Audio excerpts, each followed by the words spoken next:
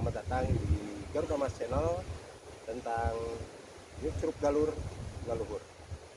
Kita berada di sebuah lokasi yang disebut Pantai Karangbolong. Di sini banyak yang kita ambil dari pelajaran-pelajaran kehidupan manusia untuk sekarang ini. Berkaitan dengan tempat ini, mungkin kita akan ngaguar atau membuka sedikit. Kalaupun Anda tidak setuju dengan channel ini, ya silahkan komen, dan kalau setuju silahkan subscribe dulu. Oke?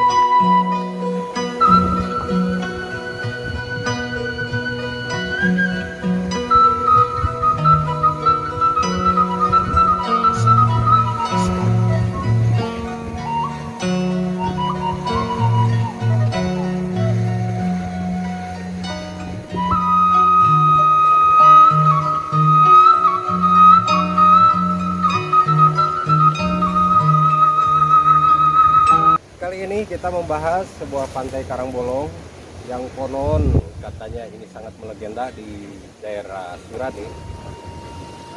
Kenapa ini disebut sebagai tempat atau Karangbolong? Kalau bahasa Sunda yaitu bolong itu ya molongkong.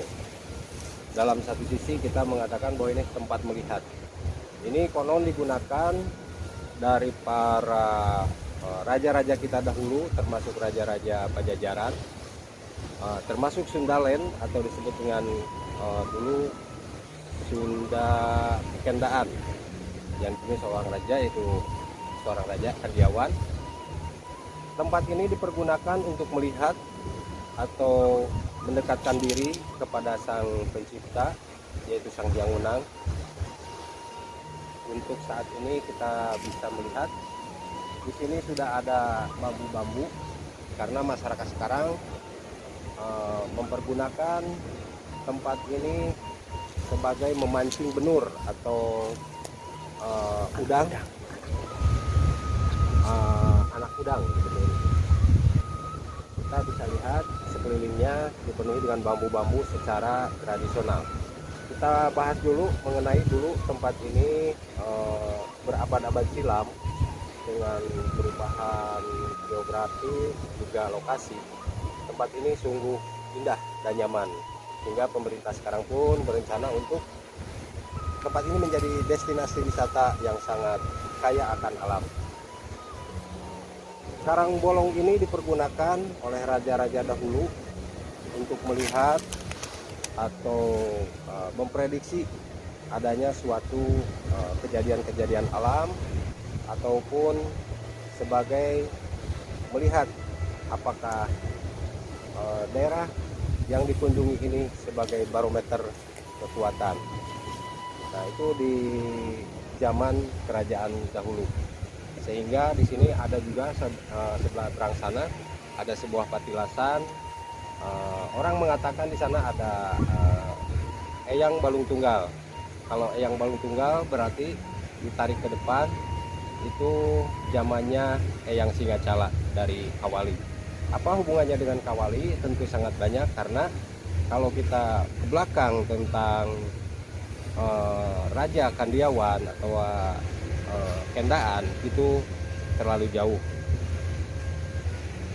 Para raja di sini mengumpulkan yang namanya kekuatan secara, kalau sekarang militer mungkin ya, militer.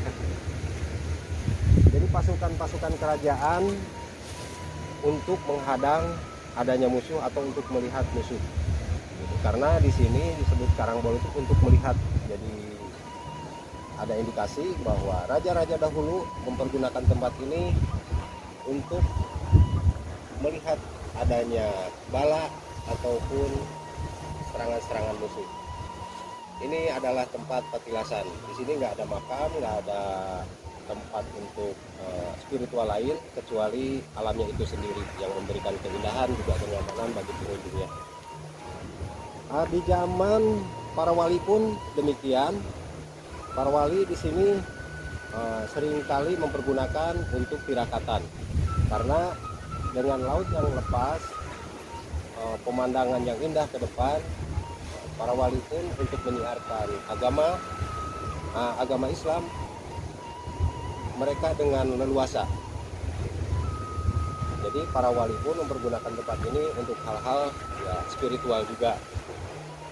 Adapun patilasan lain seperti halnya Eyang Balung Tunggal, ya mungkin dulu leluhur kita Eyang Balung Tunggal merkes atau membuka ataupun bertapa di satu daerah atau di satu tempat di sekitaran Karangbolong ini. Nah, itu ringkasan dari para raja. Kalau untuk zaman kolonial Belanda, ini jadi basis. Jadi untuk menyusup walaupun medannya sulit, Belanda atau kolonial Belanda seringkali mempergunakan tempat ini untuk menyusup ke wilayah-wilayah Pulau Jawa ini. Walaupun ya kita lihat sendiri laut begitu deras, juga karang-karang yang tajam. Seringkali pasukan Belanda pun gagal dalam misinya, yaitu untuk merapat ke Pulau Jawa ini. Sekarang Karangbolong ini dipergunakan masyarakat setempat, yaitu untuk mencari hasil dari laut ini, yaitu benih ikan benur dengan cara tradisional. Dan juga ada rencana pemerintah Kabupaten Sukabumi akan membuat atau membangun daerah ini menjadi sebuah destinasi wisata alam. Oke, kita kembali ke ringkasan yang tadi tentang hal yang dulu atau gimana tempat ini dipergunakan. Dan mungkin kita lihat di belakang saya ada sebuah pohon ketapang yang konon masyarakat sini meyakini bahwa pohon itu sudah berdiri lama, dan entah siapa atau kenapa bisa ada di situ. Mungkin ceruk atau teluk yang masuk ini adalah dari daratan juga, karena alam yang membangun sehingga sebuah teluk bisa terlihat indah. Di sini kawan-kawan, kita lihat secara spiritual sungguh indah dan enak juga, karena di sini kita lihat banyak pemandangan yang bisa kita raih tentang alam ini. Banyak pemandangan yang kita telaah lebih dalam. Kenapa karuhun-karuhun kita, leluhur kita mempergunakan alam ini di Karangbolong ini menjadi barometer sebuah keyakinan yang cukup kental dengan diri kita, yaitu masalah spiritual. Karena ini sangat menunjang, untuk zaman sekarang pun kita bisa lihat masih ada seperti aura-aura spiritual yang seakan-akan kita bergetar melihat tempat ini, dikarenakan ya dulu nenek moyang kita, karuhun-karuhun kita mempergunakan tempat ini dengan baik. Tidak salah dengan generasi muda sekarang, tentunya kader-kader Garuda Emas bisa menjaga dan melestarikan tempat ini. Kita jaga budayanya, kita rawat alamnya. Nah, inilah yang tadi kita lihat dari seberang, sebuah pohon, yaitu pohon ketapang yang lumayan di sini cukup terik juga, karena hari ini dalam pembuatan dokumenter Garuda Emas,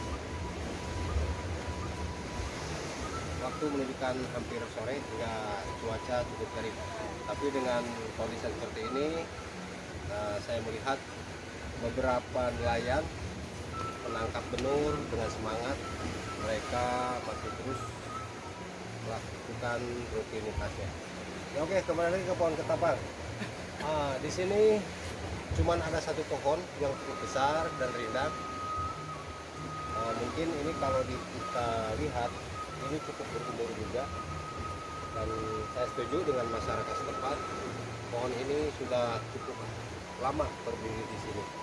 Cuman satu-satunya ini pohon yang paling besar di antara karang-karang di Karangbolong ini. Tentang pun ada kaitan ke tempat, yaitu sebuah sejarah atau legenda yang ada di daerah ini. Itu menuturkan sebuah perjalanan kehidupan manusia di daerah sekitar maupun di daerah Sunda. Masyarakat sekitar pun meyakini bahwa sebuah kejadian alam bisa merubah semuanya. Tentunya dengan lokasi yang kita jelajahi sekarang dengan Garuda Emas, tidak menutup kemungkinan dahulu kala pun tempat ini lebih indah, atau sebaliknya kita tidak tahu. Cuman kita buka dalam perjalanan sebuah daerah, semua diantaranya mempunyai nilai historis yang sangat kental dengan masyarakat itu sendiri. Terutama bagi kita yang mengenal budaya dan martabat sebuah daerah, itu harus kita bisa melestarikannya. Mudah-mudahan dengan perjumpaan kita kali ini membawa kita ke arah pencerahan yang begitu bagus, begitu tajam untuk masalah leluhur, tempat leluhur-leluhur kita. Oke, semoga kawan-kawan semua setuju dengan channel Garuda Emas tentang Curug Galur, kekurangan dan kelebihan tentang rekesan atau guar sebuah tempat bisa menjadikan sebuah motivasi untuk generasi muda supaya bisa merawat dan melestarikan alam semesta. Oke, sampai ketemu di lain waktu, dan like terus Garuda Emas.